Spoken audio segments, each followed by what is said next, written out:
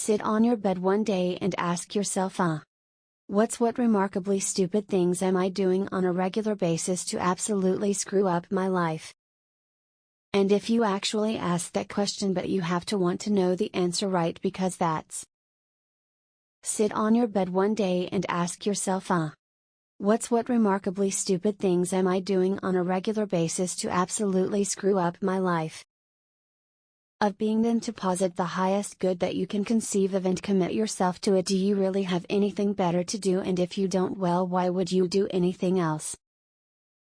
If you orient yourself properly and then pay attention to what you do every day that works, I actually think that that's in accordance with what we have come to understand about human perception, because what happens is that the world shifts itself around your aim, because you're a creature that has a name. You look at a point and you move towards it. It's built right into you, and so you have a name. Well, let's say your aim is the highest possible aim. What you well, see, then, so and you that don't sets see up it, the world organizes around your you, it emotions, organizes and all of your motivations. perceptions. So you organize yourself around that aim, and then what happens is the day manifests itself as a set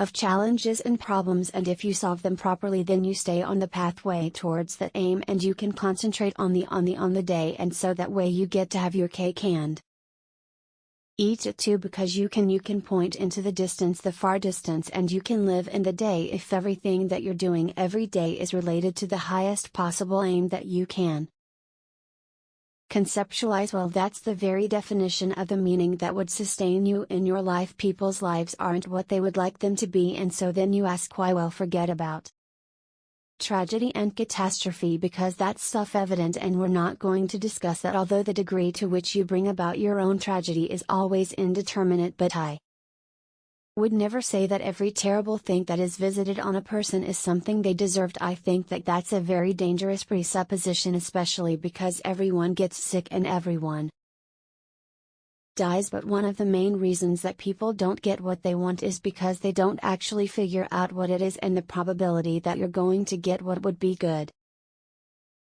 for you, let's say, which would even be better than what you want, right? Because you might be wrong about what you want easily, but maybe you could get what would really be good for you. Well, why don't you? Because you don't try. You can't have everything. You can have what would be good for you, but you have to figure out what it is, and then you have to aim at it. You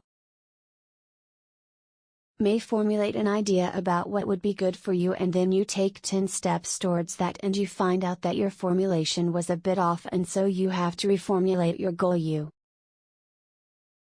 know you're kind of going like this as you move towards the goal, but a huge part of the reason that people fail is because they don't ever set up the criteria for success, and so since success is a very narrow line and very unlikely, the probability that you're going to stumble on it randomly is zero, and so there's a proposition here, and the proposition is if you actually want your life, then every possible way